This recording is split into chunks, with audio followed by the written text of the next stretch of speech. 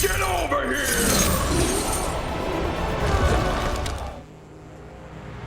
Finish him!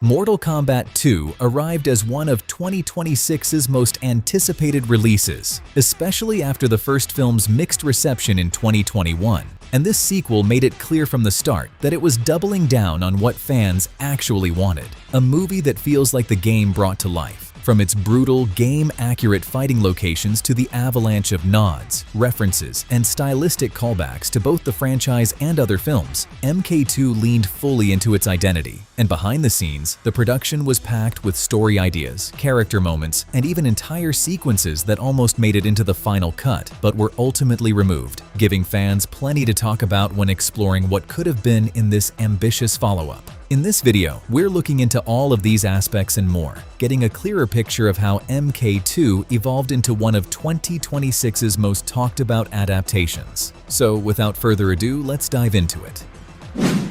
The filmmakers decided to completely drop the Arcana system from the first movie, and writer Jeremy Slater explained why. He felt Arcana was an unnecessary, overcomplicated explanation for why characters have powers, something fans already accept without needing a scientific or mystical breakdown. Slater even compared Arcana to midichlorians from Star Wars, a well-known example of a franchise adding lore that many viewers felt actually made things less magical. By removing Arcana, the sequel could let characters simply have their abilities, staying closer to the games and keeping the story cleaner and more straightforward.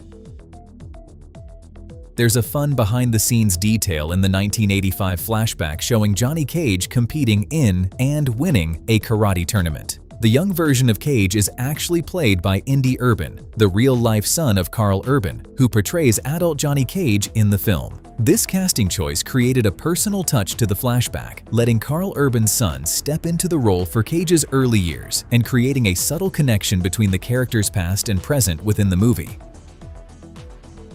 Director Simon McQuoid explained that casting Baraka was one of the toughest challenges because he needed someone with an imposing physical presence who could also balance the character's unusual mix of humor, violence, and spontaneousness. McQuoid said that as he watched audition tapes, most actors played the role completely straight, which made Baraka feel too ordinary instead of otherworldly, and he began to worry they wouldn't find the right fit. Fortunately, assistant director P.J. Votan had just finished filming Furiosa: A Mad Max Saga and remembered C.J. Bloomfield, who had a small role as part of Chris Hemsworth's biker gang. Bloomfield came into audition and nailed the character on the first try, capturing exactly the strange blend McQuoid was looking for, making him the perfect choice for Baraka. Additionally, screenwriter Jeremy Slater originally wrote a different version of Johnny's late-scene monologue, but after seeing the chemistry between the two actors, he rewrote it to focus even more on their dynamic, turning Johnny's bragging into a comedic highlight. McQuoid said that once Carl and CJ developed this lovely relationship, the creative direction became obvious, describing the final version as something that just fell off the truck because it came together so naturally on set.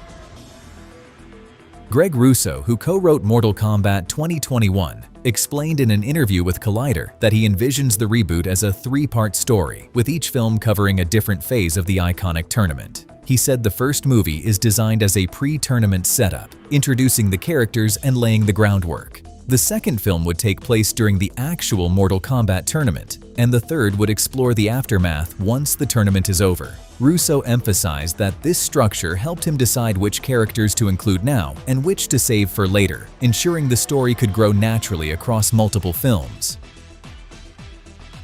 The fight between Johnny Cage and Baraka was surprisingly complex, taking 3 full days to shoot because Carl Urban and CJ Bloomfield kept adding their own ideas as the scene evolved. Director Simon McQuoid explained that Carl's talent for improv brought in funny lines, which helped shape the tone of the encounter. Additionally, Urban and CJ Bloomfield did much of the fighting themselves, while Urban's stunt double, Gareth Hadfield, performed other aspects, training for months on wires to perfect Johnny Cage's twirl in the air, followed by the trademark split nut punch. Hadfield also played Cage in countless videos the stunt team created to develop the fight and doubled for Louis Tan's character, Cole Young.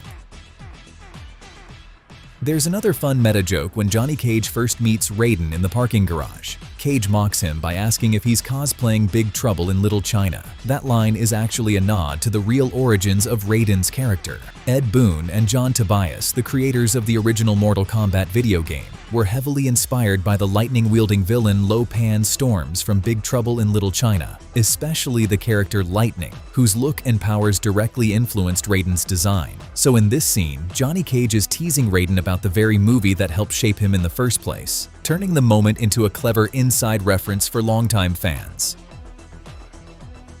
Screenwriter Jeremy Slater explained that the character Tremor was originally part of the script, but he ultimately decided to remove him because Tremor wasn't getting enough attention or development to make his inclusion feel meaningful. Slater said it became a smack my own forehead moment when he realized Tremor simply wasn't working, since he couldn't devote the time needed to properly sell him as a character. When Tremor was swapped out for Sindel, everything immediately clicked. Her presence felt more intense, her motivations gave the scene more emotional weight, and her powers were far more visually exciting, especially in the Pit of Spikes sequence, which Slater said never felt quite right with Tremor. The change made the moment more visceral and gave the film a stronger, more memorable villain beat.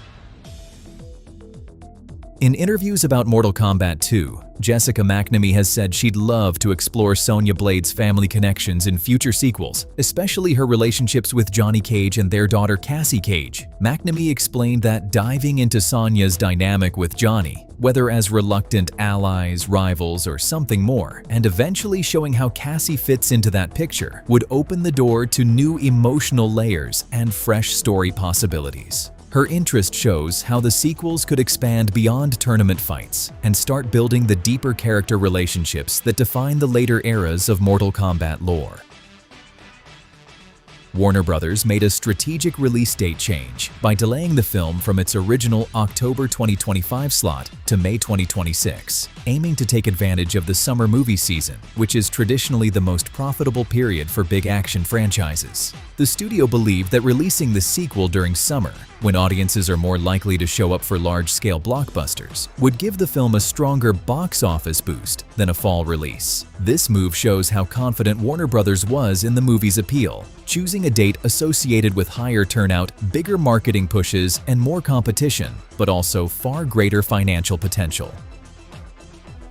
In explaining the big character deaths in the movie, writer Jeremy Slater said the team wanted moments that would truly shock audiences, which is why they chose to end Cole young early in the film. Slater emphasized that he personally likes Lewis Tan, but acknowledged that hardcore fans never connected with Cole in the first movie and were very vocal about wanting him gone, while casual viewers who simply enjoyed the film would be stunned by his demise. This made Cole the perfect example of a character whose death would hit different groups in different ways. Slater contrasted this with Liu Kang's surprise death in the climax, which clears the path for Kitana to take revenge on Shao Kahn and win the tournament. Unlike Cole, Liu Kang's fall was designed to shock hardcore fans because they know he canonically wins the tournament and ends Shao Kahn in the games. Slater said this moment signals that nobody is safe and that the movie is now openly diverging from game canon, making the final outcome unpredictable. For him, the challenge was choosing deaths that pushed the story forward, surprised the largest number of viewers, and created a satisfying balance between expected and unexpected twists.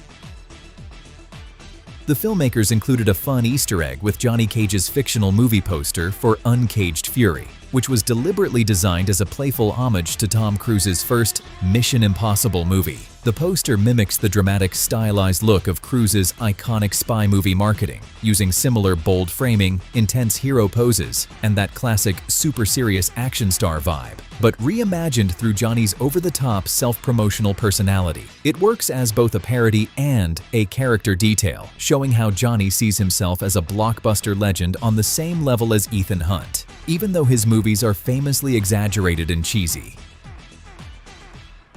Director Simon McQuoid said one of his favorite moments in the entire film is a shot that follows a little Tarkatan girl running through her village, because it quietly shows the audience the full scale and atmosphere of the Tarkatan world without needing any dialogue. To get this single, smooth, flowing shot, the crew used a highly advanced Steadicam rig called the Trinity, but it wasn't easy. McQuoid explained that it took around 17 takes to get the movement just right. The challenge was keeping the camera perfectly steady while tracking the girl through a busy practical set. Yet once they finally captured it, McQuoid felt it beautifully grounded the Tarkatan culture and added a human touch to a usually fearsome species.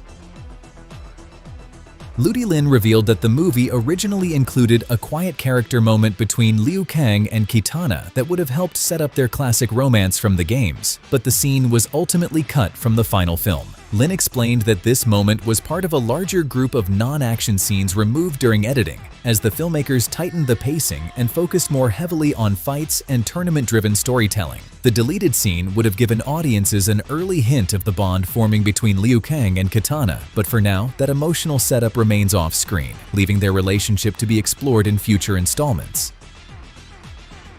In a fun bit of timing for fans, The Day Entertainment Weekly released the first official photos of Johnny Cage, Kitana, Shao Kahn, and Scorpion from Mortal Kombat II. NetherRealm Studios also revealed their matching movie skins in Mortal Kombat I game. This meant that audiences got to see the characters' new live-action designs and, almost immediately afterward, their in-game versions inspired directly by the sequel's costumes and look. The coordinated reveal created a wave of excitement across both movie and gaming communities, giving fans a unified first look at how these iconic characters would appear in both mediums. The role of Johnny Cage became one of the most heavily campaigned for parts, with several performers publicly throwing their names in and even receiving support from major figures tied to the franchise. Mike the Miz was the most vocal, openly pushing for the role and earning direct endorsement from Mortal Kombat co-creator Ed Boon. Martial artist actor Scott Adkins also expressed interest, and he could have been a perfect choice with his strong action background. Fans frequently fan-cast Ryan Reynolds thanks to his comedic, self-aware style, and Boone endorsed him too, saying Reynolds would be a great fit. Meanwhile, action performers Alan Musi and Tizito Garcia campaigned for the part as well, each hoping to bring their stunt-driven energy to the character, and Cody Rhodes was actually considered for the role, though he was later cast as Guile in Street Fighter 2026. Karl Urban shared a funny moment from when he told his two sons he had been cast as Johnny Cage. Urban explained that his kids were the ones who first introduced him to Mortal Kombat by playing the games together, so they immediately understood how big and passionate the fanbase is. When he said, "Hey guys, I'm going to be Johnny Cage," they jokingly warned him saying, "Oof, big fanbase, don't fuck it up." Their reaction showed both how iconic the character is and how much pressure comes with portraying him, turning the moment into a reminder that fans expect Johnny Cage to be done right. Johnny Cage's look during the Uncaged Fury sequence has some deliberate nods to the games, starting with the fact that his entire outfit is taken directly from his younger self's design in Mortal Kombat 11, giving fans an immediate visual connection to his established in-game history. The filmmakers also included a small but very recognizable character detail: Johnny's signature move where he flips the middle finger while adjusting his sunglasses, which is lifted straight from Mortal Kombat 1. Together, these choices made the scene feel like a playful blend of movie storytelling and game authenticity, showing the filmmakers' effort to honor Johnny's legacy while giving him a flashy, self-aware moment on screen. In an interesting casting twist, Australian actor Damon Harriman pulled double duty in the franchise by playing two completely different characters. In the first Mortal Kombat movie, Harriman only provided the voice for the fast-running, masked mercenary Cabal, while stuntman Daniel Nelson physically wore the suit on set. However, for the sequel, Harriman actually stepped in front of the camera to physically portray the villainous NetherRealm sorcerer Quan Chi. Because he did not appear physically before, many fans might not realize they are looking at the same actor who voiced Cabal in the previous film. And that wraps up our deep dive into Mortal Kombat II, a sequel that doesn't just continue the story, but reshapes it with bold character choices, surprising twists, and a clear love for the game's legacy. From shocking deaths that flip fan expectations to clever visual callbacks and major lore shifts, this movie shows how the filmmakers are willing to take risks while still honoring what longtime fans cherish. Whether you came for the characters, the world building, or the brutal spectacle, MK2 proves there's plenty to unpack beneath the punches. So if you enjoyed exploring the secrets, facts, and hidden details of this flick, make sure to hit that thumbs up button and subscribe to the channel so you don't miss on more upcoming deep dives about your favorite movies. Until next time, thanks for watching, stay sharp, and we'll see you in the next video.